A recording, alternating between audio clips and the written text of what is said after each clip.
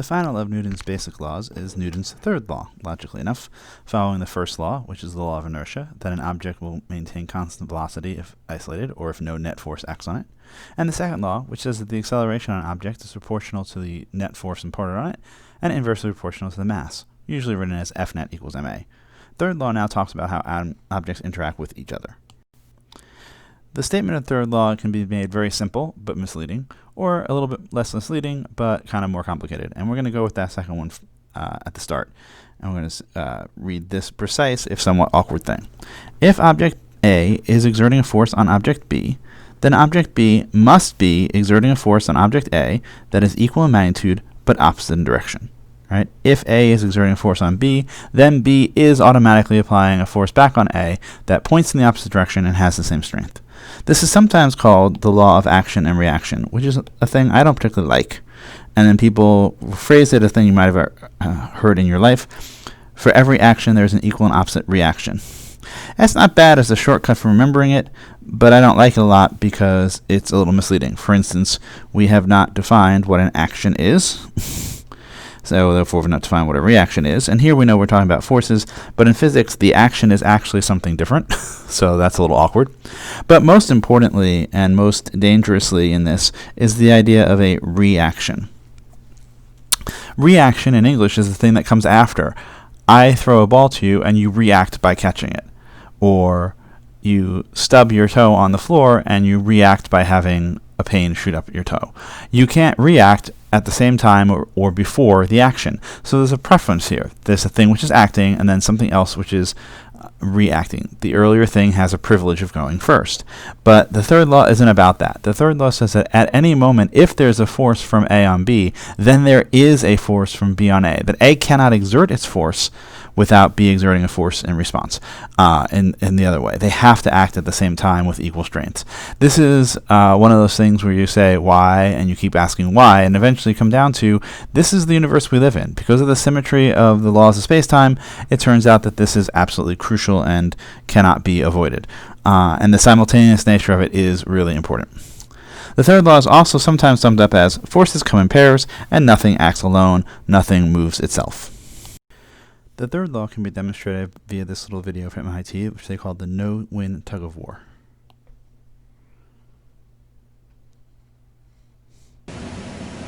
Alright, here they're going to lay out two relatively low-friction carts. One solid rope tied, as you can see, in the middle. And two lap assistants. This point is here just to show you how far the knot moves, or the center moves.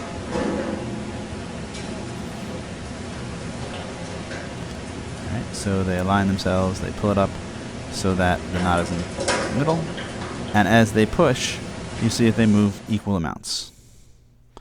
Alright, that even though they're not necessarily the same strength, and there's no reason that they are, or the same mass, which they certainly aren't, they exert towards each other because they exert forces on each other. We also see that the center of the rope, which is also the center of mass of their system, does not move, and we'll come back and talk about that a little bit later. One key insight for the law of motion, the third law of motion, is that the action and reaction pair of forces act on different objects. That's why they can't cancel out and have no net motion. Normally you'd say, well, if one force points this way and another force is equal but opposite and points that way, then they sum to zero and there should be no motion, or at least no acceleration. But these are on different objects, so the different objects can accelerate because their forces are unbalanced. Although the idea that there is, in some sense, something they're adding up to that does not suffer a net force is going to be useful to us. This is a thing called the center of mass. And as we see that forces that are internal to a system can't change its own center of mass because the net force that they exert on that center of mass would be zero. And again, we'll talk about this a little bit later. Just to go through the formalization your book uses to make sure we're in the same place, they say the interaction is a mutual influence of two objects on each other. It doesn't really add a lot to anything, but there you go. The pair of forces are called an action-reaction pair, even though we haven't really defined action or reaction. And the action-reaction pair exists as a pair or not at all. In other words, if one of the forces exists, then its pair must also exist. And then they phrase Newton's third law as every force occurs as one member of an action-reaction pair. The members of an action-reaction pair acts on two different objects. and they always act in opposite directions but equal in magnitude. So when the hammer hits the nail, you might think, oh, the hammer exerts a huge force on the nail, that's what drives it in, and that's true.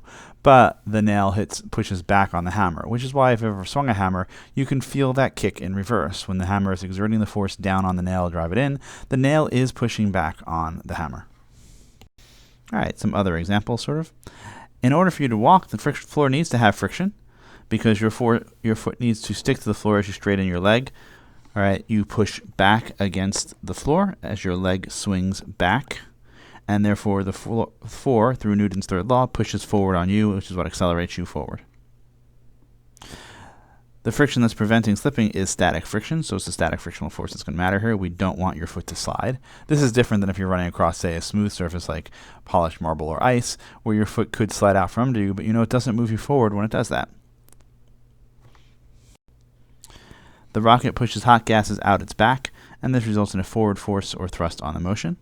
What's really going on here, to be a little bit more in depth, is let's say we have a sealed room and we set off an explosion, so then air molecules bounce around, and every time they hit off the wall, like this one, and gets reversed, the wall must be pushing down on the gas molecule, which means the gas molecule pushes up, which would tend to move the box this way. But of course, at the other end, there's also likely to be a thing which is bouncing the other way, and so there's a force that would tend to push the box that way, and on general, it would just kind of bubble around. And the same thing side to side. But if we have a rocket, which is basically a bomb with one side open, when the gas molecule goes up and bounces off, we get some in part of a force forward, but a gas molecule that goes backward just leaves. And since it never gets turned around, it never exerts a force on the rocket. And so there's only forces going forward. That as we skitter around, bang like that, we still get one. Of course, there's also the sideways ones. So that's why rockets kind of tremble to the sides. When you stick up, they always seem kind of rough, because there is gas molecules.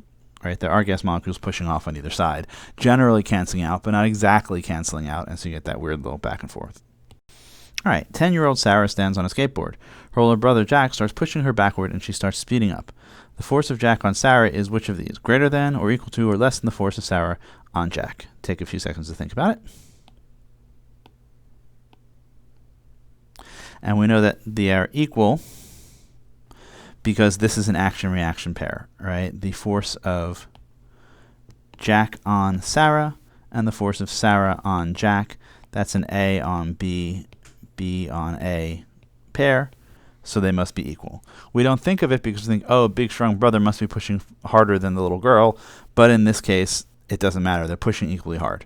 Of course, Jack probably masses more, and so he doesn't suffer as much, and he might be braced, so he doesn't move. In other words, the force on her is essentially her net force, but the force on him is just one part of many forces, and that's why he's able to push her without necessarily floating backward.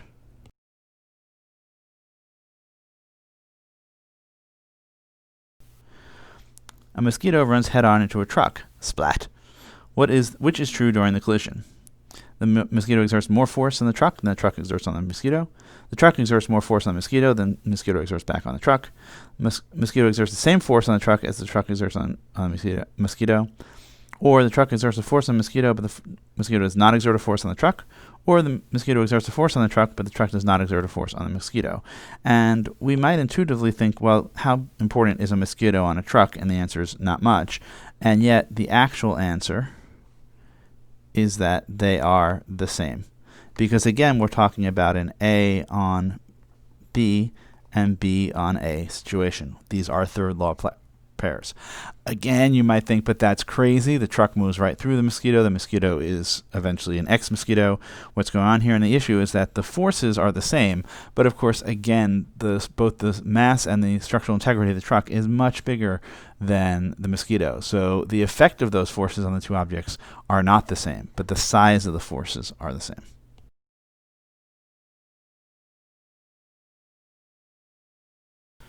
All right, here we're going to have a magnet that weighs 56 grams when it's simply resting on its scale, but the magnet can be made to float by reorienting it, and the question is, when we've done that, what will the scale read? Will the scale read more than 56 grams, or 56 grams, or less than 56 grams? And this guy's going to demo it for us in a second, so think about what you want. magnet. If I place it on this base and read the scale, it reads 56 grams. Now this base allows the magnet to float a few centimeters above it. When I place the magnet on the scale so it will float, what will the scale read? Will it read 0 grams, 56 grams, or negative 56 grams? So pause for just a second. Think about where you're going to go. It won't let you actually tap, sorry. And then let's see what happens.